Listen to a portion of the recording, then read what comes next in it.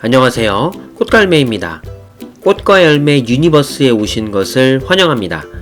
꽃과 열매 세계관에서 구독자분들은 정말 중요한 한 축을 담당하고 계시는데요.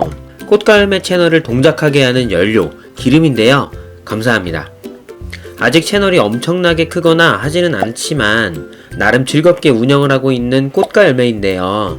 방구석 고수님, 방고님과 함께 남양 베란다에서 제라늄과 몇 식물들을 키우고 있는 가드너입니다.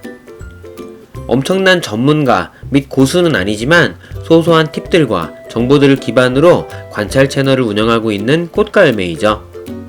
요즘에는 주로 제라늄 읽어주는 남자의 역할을 맡아서 하고 있는데요. 우선 2022년 새해 복 많이 받으시고요. 2021년에 많이 부족하였지만 더욱 나은 꽃열 채널을 위해서 다시금 달려가도록 하겠습니다. 냉해 피해 아이들을 소개하는 영상에 앞서서 서론이 길었는데요. 본론으로 들어가기에 앞서서 구독과 좋아요, 알림 설정 부탁드립니다. 첫 번째, 냉해 피해. 지난번에 성탄절 한파 때를 기억하시나요? 외부 온도 영하 14도에서 15도까지 떨어지는 한파에 방심하고 있던 저희 집에 냉해 피해를 입었습니다. 물론 우리 베란다는 아무리 떨어져도 영하로 떨어지지 않아 라고 방심했었는데요.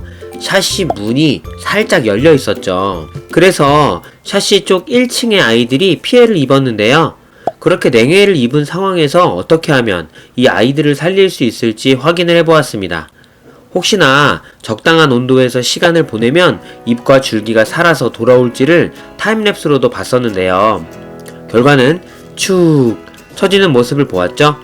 그 상태로 조금 더 요양을 하였습니다. 대략 일주일, 7일의 시간을 보내었고요. 현재 줄기의 상태는 이렇죠. 잎은 일단 회복이 힘들겠다고 판단을 하였고요. 굵은 메인 줄기는 살릴 수도 있겠네 라는 생각이 들었습니다. 일단 7일 동안 물을 굶긴 아이들의 화분은 엄청 가벼웠고요. 위에를 보시면 흙도 말라있는 것을 보실 수 있습니다. 삽목을 하자마자 피해를 입었던 아이는 지피 삽목 부분이 그냥 확 떨어져 나오는 것으로 봐서 뿌리를 전혀 내리지를 못했습니다.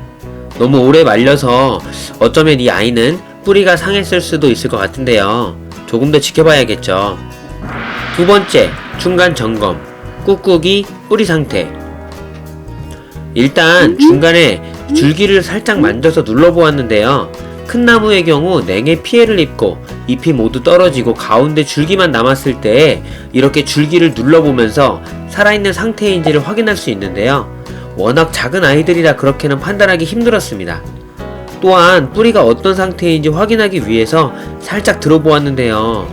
지폐삽목 후에 얼마 지나지 않은 아이라 바로 들리는 것을 보아서 제대로 뿌리가 정착하지 못했다는 생각이 들었습니다.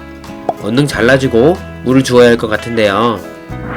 세 번째, 냉해 피해 7일 후 조치. 우선 조금 크기가 큰 왼쪽의 아이는 장가지를 자르기로 결정을 하였고요.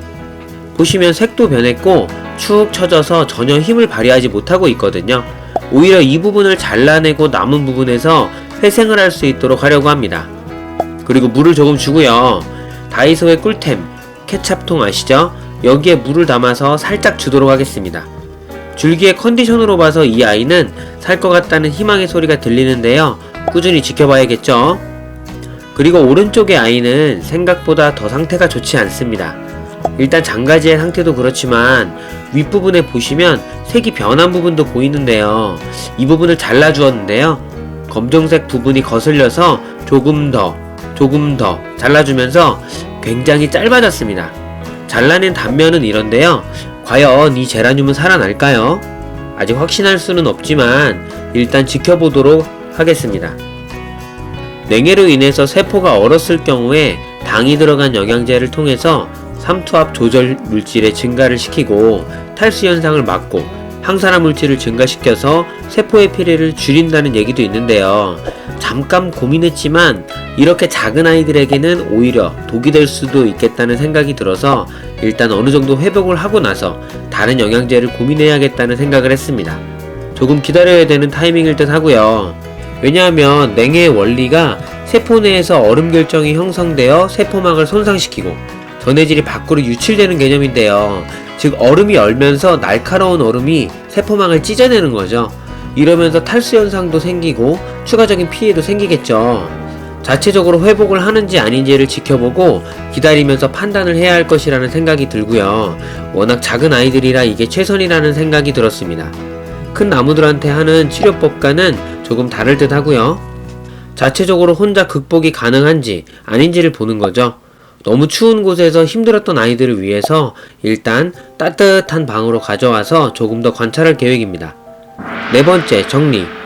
이렇게 해서 냉해를 입었던 많은 아이들 중에서 장기적인 관찰 및 케어를 위해서 가져왔던 두 아이에 대해서 살펴보았는데요. 왼쪽의 아이는 줄기만 잘라주고 7일 후에 물을 주었고요.